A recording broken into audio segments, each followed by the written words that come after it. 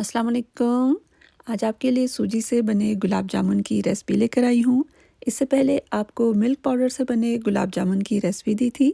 अगर आप वो देखना चाहते हैं तो उसका लिंक मैं डिस्क्रिप्शन बॉक्स में दे दूँगी, आप वहाँ से देख लीजिएगा। तो अभी हम चलते हैं आज की रेसिपी की तरफ।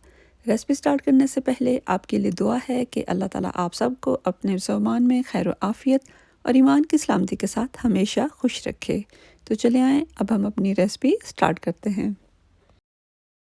सबसे पहले एक पैन में 1 टेबलस्पून घी लेंगे और इसे मेल्ट करेंगे।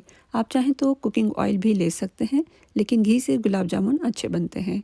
अब जब ये मेल्ट हो जाएगा तो इसमें दूध ऐड कर देंगे। दूध मैंने 2 कप्स लिया है।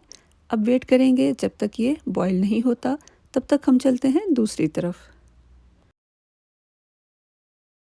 यहाँ मैंने एक मेजरिंग कप लिया है और 1 कप सूजी लेंगे। अच्छा, इसी कप से मैंने दूध, चीनी और सूजी ली है। अगर मेजरिंग कप ना हो तो आप कोई सा भी कप, ग्लास या बॉल लें, लेकिन फिर उसी एक से ही सारा कुछ डालना है। सूजी बारीक वाली लेनी है। ये देखें, ये इस तरह से बारीक। अगर बारीक ना हो, मोटी वाली हो, तो फिर ये है कि आप पहले उसे ग्राइंड कर लें और फिर उसके बाद आपने दूध में ऐड करना है। यहाँ हमारा दूध बॉईल हो गया है। अब इसमें हमने सूजी ऐड करनी है, लेकिन एक बात का आपने ख़ास ख्याल रखना है कि सूजी को उबलते हुए दूध में एकदम से नहीं डालना, बल्कि थोड़ा थोड़ा करके डालना है। अगर आपने एकदम से डाल दी सूजी, तो फिर यह है कि आपके लिए प्रॉब्लम क्रिएट हो सकती है। तो इसलिए आपने थोड़ा थोड़ा डालना है और साथ चम्मच चलाते जाना है। थोड़ा थोड़ा करके सारी सूजी दूध में डाल दी है। अच्छा, जैसे ही सूजी दूध में जाती है तो ये एकदम से दूध को एब्ज़ॉर्ब करना शुरू कर देती है। तो आप देखिएगा कि 1 मिनट के अंदर अंदर ही सारी सूजी जो है वो दूध को एब्ज़ॉर्ब कर लेगी और एक ज़बरदस्त सी डो हमारी बन जाएगी। ये देखें, ये डो रेडी हो गई है। अब इसे हमने कवर करके थोड़ी देर के लिए छोड़ देना है, ताकि ये सॉफ्ट भी हो जाए और थोड़ी ठंडी भी हो जाए। सूजी जब तक ठंडी होती है, हम चलते हैं दूसरी तरफ और इसका सिरप रेडी कर लेते हैं। सिरप के लिए हम 2 कप्स शुगर लेंगे और इसमें 2 कप्स पानी ऐड करेंगे। अब पहले हमने शुगर को पानी में अच्छी तरह से डिज़ोल्व कर लेना है और फिर इसे छोड़ देना है बॉईल होने के लिए। पानी बॉईल होने लगा है तो अब इसमें हमने 3-4 इलायची तोड़कर डाल देनी है। इससे एक अच्छा अरोमा आता है। अब इसे हमने 5 मिनट्स तक पकाना है, या तब तक पकाना है जब तक इसमें चिपचिपाहट नहीं होने लगती। अच्छा, इसका हमने एक तार वाला शीरा नहीं बनाना, बस इतना पकाना है कि हल्की सी चिपचिपाहट होने लगे। अब हमारी सूजी काफ़ी हद तक ठंडी हो गई है। इसे बहुत ज़्यादा ठंडा नहीं करना। अब ये देखें, ये काफ़ी भुरभुरी है। आप सोच रहे होंगे कि ये इतनी भुरभुरी है तो इससे गुलाब जामुन कैसे बनेंगे। ये मैं आपको आगे दिखाती हूँ कि हमने इससे कैसे डो बनानी है। पहले इसमें बेकिंग पाउडर ऐड कर देते हैं। ये मेरे पास 1/4 वाला टीस्पून है। हमने 1/4 टीस्पून नहीं डालना, बल्कि इसका हाफ डालना है। ये इतना काफ़ी रहेगा। अगर बेकिंग पाउडर ना हो तो फिर बेकिंग सोडा की आपने सिर्फ 1 चुटकी डालनी है, इससे ज़्यादा नहीं डालना। अच्छा सॉरी, मैं डालते हुए आपको दिखा नहीं सकी। इसमें मैंने बेकिंग पाउडर डाल दिया था। अब इसे ज़रा मिक्स कर लेते हैं और इसके बाद इसकी डो बनाते हैं। डो बनाने के लिए हम इसे इस तरह से गूंदेंगे। जैसे जैसे आप गूंदते जाएंगे, सूजी जो है वो जुड़ती जाएगी और एक डो फॉर्म में आ जाएगी। ये मैं आपको दिखाती हूँ। ये देखें, ये सूजी को इस साइड से जो मैंने गूंदा है, ये इस तरह से डो फॉर्म में आ गई है, और जो दूसरी है ये उसी तरह से भुरभुरी है। तो इसको भी मैं गूंद कर एक डो फॉर्म में ले आती हूँ। हमारी डो बनकर रेडी हो गई है और आप देख सकते हैं कि ये स्टिकी बिल्कुल भी नहीं है। ना तो हाथों को चिपक रही है और ना ही ये पॉट को चिपक रही है। पॉट भी क्लीन है। तो अब इसके हमने बॉल्स बना लेने हैं। अब ये आपकी अपनी चॉइस है कि आपने गुलाब जामुन राउंड शेप में बनाने हैं या थोड़े लंबाई में बनाने हैं। मैं थोड़ा इनको लंबाई में बनाऊंगी। तो पहले राउंड शेप देने के बाद जब इसमें क्रैक्स बिल्कुल भी ना हो, फिर इसको इस तरह से लंबाई में आपने शेप दे देनी है।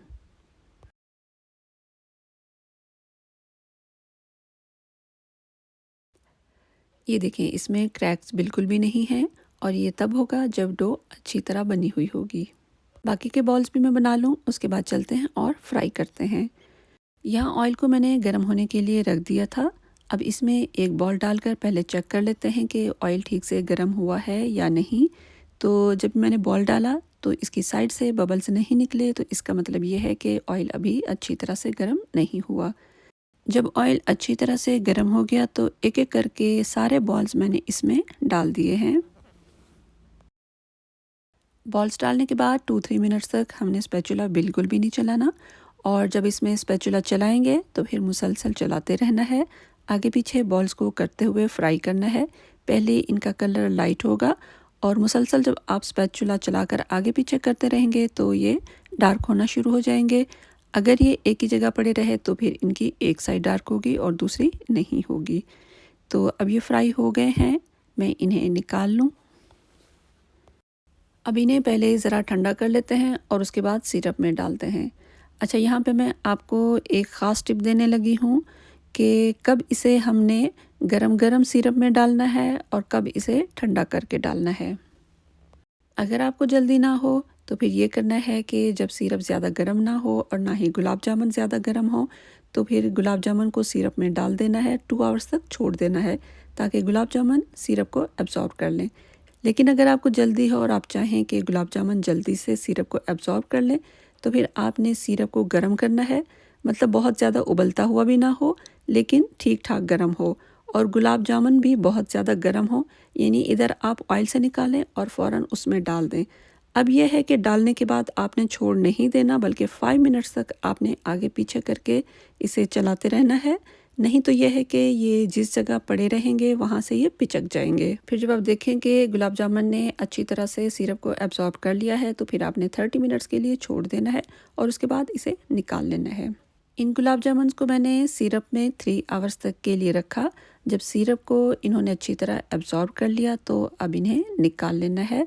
अच्छा, इससे पहले जो मैंने बनाए थे गुलाब जामुन मिल्क पाउडर से, उन्हें मैंने सिरप में ज़्यादा देर के लिए नहीं रखा था क्योंकि मुझे जल्दी थी, तो मैंने गरम-गरम उसमें डाला था और जब वो फूल गए थे तो फिर थोड़ी देर के लिए छोड़ दिया था और फिर निकाल लिया था। चलें जी, हमारे गुलाब जामुन तो रेडी हो गए हैं।